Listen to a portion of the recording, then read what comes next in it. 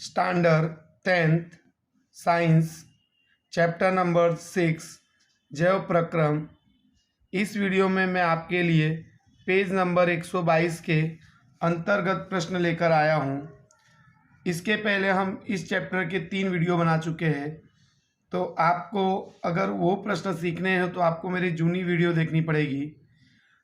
अब यहाँ पर हम 13वें प्रश्न से चालू कर रहे हैं। 13वां प्रश्न, मानव में वहन तंत्र के घटक कौन से हैं, इन घटकों के क्या कार्य हैं। तो यहाँ पर 13वें प्रश्न में हमको पढ़ना है कि मानव में वहन तंत्र के घटक कौन से हैं और इन घटकों के कार्य क्या है। तो यहाँ पर देखिए, मानव में वहन तंत्र के घटक नंबर 1, तो नंबर 1 है रुधिर, नंबर 2 हृदय, नंबर 3 रुधिर वाहिका और नंबर 4 लसिका। तो मानव में वहन तंत्र के घटक कौन से हैं? रुधिर, हृदय, रुधिर वाहिका और लसिका। अब इनके हमको कार्य क्या है वो बताना है। तो रुधिर तरल संयोजी ऊतक है, यानी कि अंगों को जोड़ने का काम करती है, इसलिए यह भोजन, ऑक्सीजन और अपशिष्ट पदार्थ यानी वेस्ट मटेरियल का वहन इसके द्वारा होता है। तो रुधिर जो है वो तरल संयोजी ऊतक है, एक अंग को दूसरे अंगों से जोड़ने का काम करती है, उसके द्वारा भोजन, ऑक्सीजन और अपशिष्ट पदार्थों का वहन होता है। हृदय हमको मालूम है पंपिंग प्रणाली है,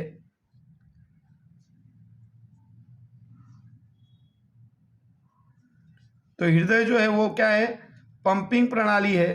तो ये क्या करती है कि रुधिर को अंगों की ओर भेजती है।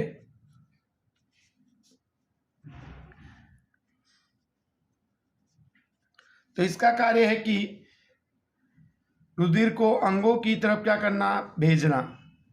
तीसरा है रुधिर वाहिका। तो रुधिर वाहिका के अंदर रुधिर का वहन होता है। तो रुधिर वाहिका के अंदर रुधिर का क्या होता है? वहन। तो यहाँ पर देखिए कि 3 प्रकार की रुधिर वाहिका हमारी किताब में दी है, धमनी, सिरा और रुधिर केशिका, जिसके अंदर रुधिर का क्या होता है? वहन होता है। लसिका का कार्य क्या है? तो क्षुद्रांत यानी छोटी आंत के द्वारा जो वसा का शोषण होता है उसका वहन लसिका के द्वारा होता है। तो यहाँ पर हम इस प्रश्न का उत्तर लिखेंगे कि मानव में वहन तंत्र के घटक कौन से हैं। तो रुधिर, हृदय, रुधिर वाहिका, लसिका। इनके कार्य क्या है? तो रुधिर तरल संयोजी ऊतक है, अंगों को जोड़ती है, तो भोजन, ऑक्सीजन और अपशिष्ट पदार्थों का वहन रुधिर के द्वारा होता है।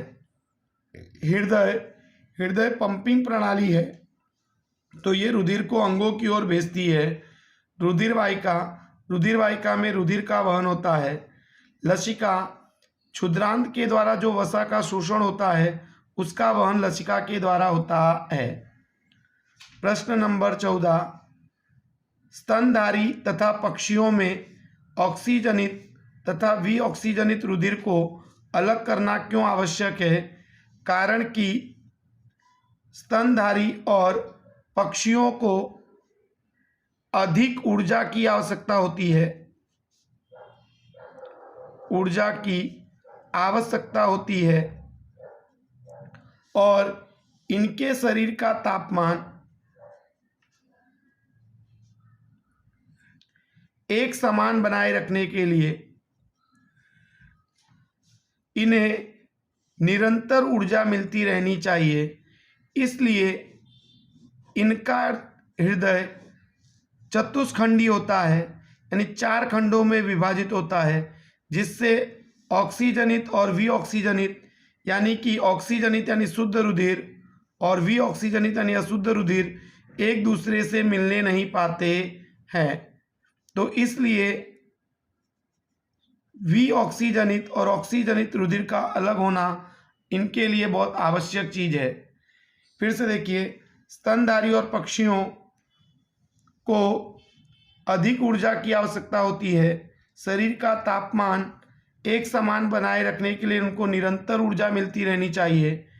इसलिए इनका हृदय चतुष्खंडी होता है, जिससे ऑक्सीजनित यानी शुद्ध रुधिर और विऑक्सीजनित यानी अशुद्ध रुधिर एक दूसरे से मिलने नहीं पाते हैं। प्रश्न नंबर 15, उच्च संगठित पादप यानी वनस्पति में वहन तंत्र के घटक क्या है?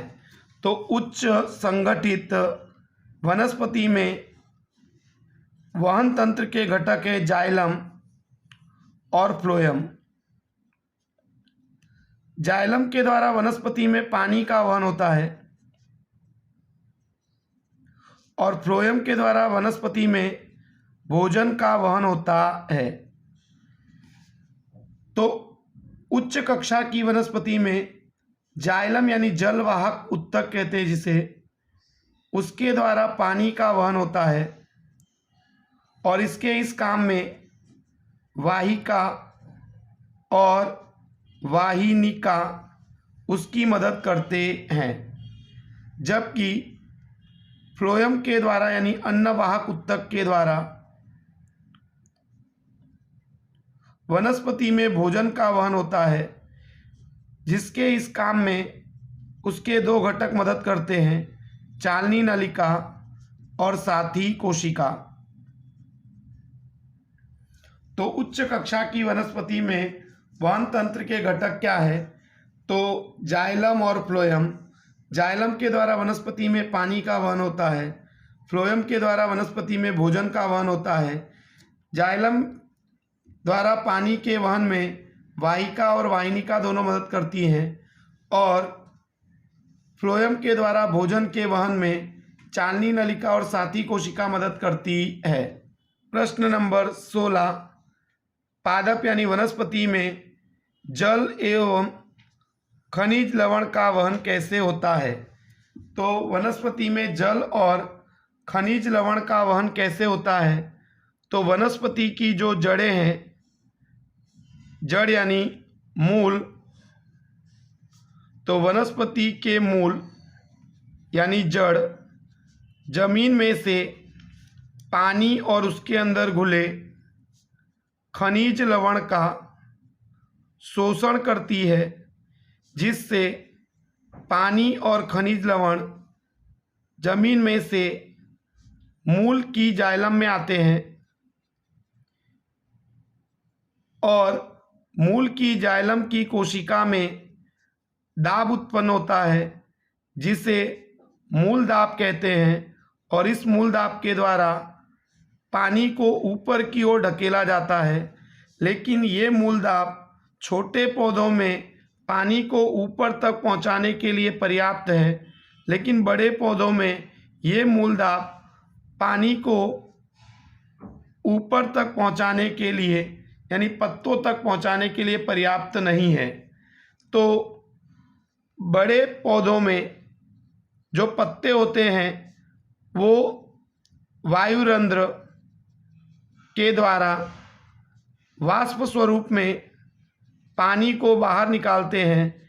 इस क्रिया को वाष्पोत्सर्जन कहते हैं, जिससे पत्तों की कोशिका में पानी की कमी हो जाती है और वाष्पोत्सर्जन दाब उत्पन्न होता है और इस वाष्पोत्सर्जन दाब के द्वारा पत्तों की जाइलम मूल की जाइलम में से पानी को ऊपर खींच लेती है और इस प्रकार पानी और खनिज लवण मूल से पत्तों तक पहुंच जाते हैं और इस क्रिया को रसारोहण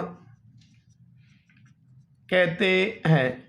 तो इस क्रिया को रसारोहण क्यों कहते हैं? क्योंकि रस प्लस आरोहण, तो रस किसका है? पानी और खनिज लवण का, और आरोहण यानी ऊपर चढ़ता है, इसलिए इस क्रिया को रसारोहण कहते हैं। फिर से समझिए, वनस्पति के मूल जमीन में से पानी और उसमें घुले हुए खनिज लवण का शोषण करते हैं, जिससे जमीन में से पानी और खनिज लवण मूल की जाइलम में आ जाते हैं।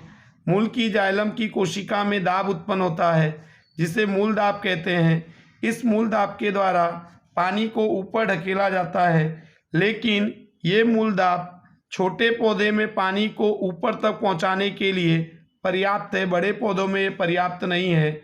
इसलिए बड़े पौधों में जो पत्ते होते हैं उनकी सतह पर जो छिद्र होते हैं छोटे छोटे, उनको बोलते हैं वायुरंध्र। वो वायुरंध्र के द्वारा पानी को वाष्प स्वरूप में बाहर निकालते हैं।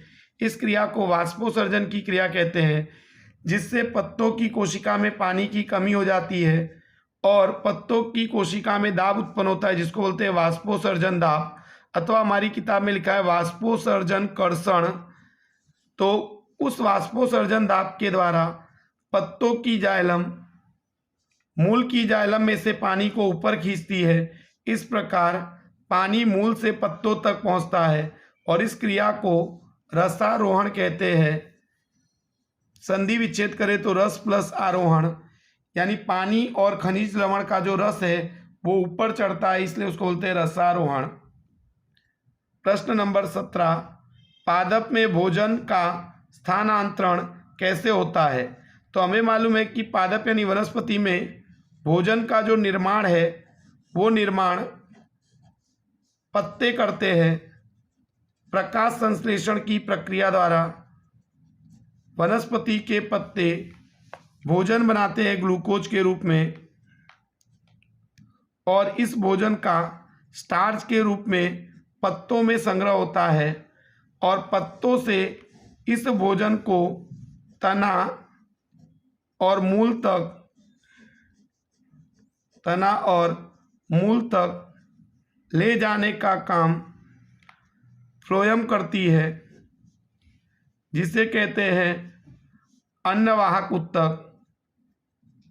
अन्नवाहक उत्तक करती है और इसके इस काम में उसके दो घटक मदद करते हैं, चालनी नलिका और साथी कोशिका।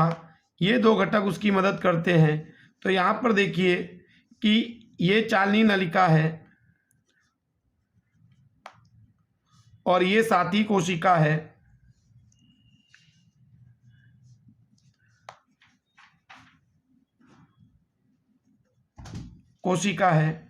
तो वनस्पति के पत्ते प्रकाश संश्लेषण की प्रक्रिया द्वारा भोजन बनाते हैं। उस भोजन को वो साथी कोशिका को देते हैं और साथी कोशिका चालनी नलिका को दे देती है, और चालनी नलिका उस भोजन को ऊपर और नीचे यानी कि मूल तक ले जाती है। फिर मूल तक पहुंचने के बाद ये चालनी नलिका उस भोजन को साथी कोशिका को वापस दे देती है, और साथी कोशिका जो है वो इस भोजन को मूल की कोशिका को दे देता है। तो इस प्रकार जो भोजन है वो पत्तों से लेकर मूल तक पहुंचता है और इस क्रिया को स्थानांतरण कहते हैं। फिर से देखिए, वनस्पति के पत्ते प्रकाश संश्लेषण की प्रक्रिया द्वारा ग्लूकोज के रूप में अपना भोजन बनाते हैं। उस भोजन को पत्ते साथी कोशिका को दे देते हैं और साथी कोशिका भोजन को चालनी नलिका को दे देती है। वो चालनी नलिका भोजन को मूल तक ले जाती है। फिर वो चालनी नलिका भोजन को साथी कोशिका को देती है और साथी कोशिका उसे मूल की कोशिका को दे देता है। तो इस प्रकार भोजन पत्तों से मूल तक पहुंचता है। इस क्रिया को बोलते हैं स्थानांतरण। पर आपको परीक्षा में ऐसे लिखने का कि वनस्पति के पत्ते प्रकाश संश्लेषण की प्रक्रिया द्वारा ग्लूकोज के रूप में अपना भोजन बनाते हैं स्वयं, और उस भोजन को तना और मूल तक ले जाने का काम फ्लोएम करते हैं, और इसके इस काम में उसके दो घटक मदद करते हैं, चालनी नलिका और साथी कोशिका। इस प्रकार भोजन पत्तों से लेकर मूल तक पहुंच जाता है और इस क्रिया को स्थानांतरण कहते हैं। तो अगर मेरा ये वीडियो आपको पसंद आया हो तो ज़्यादा से ज़्यादा विद्यार्थियों को शेयर कीजिए, जिससे उनको भी इसका लाभ मिल सके, और मेरी वीडियो को लाइक कीजिए और चैनल को सब्सक्राइब कीजिए और अच्छे अच्छे कमेंट कीजिए। हमारा मात्र एक ही उद्देश्य है कि हर बच्चों को विज्ञान के प्रति रुचि हो जाए और अच्छा सा अच्छा विज्ञान वो सीखे। इसी प्रयत्न में मैं ये वीडियो बनाता हूँ। तो थैंक यू।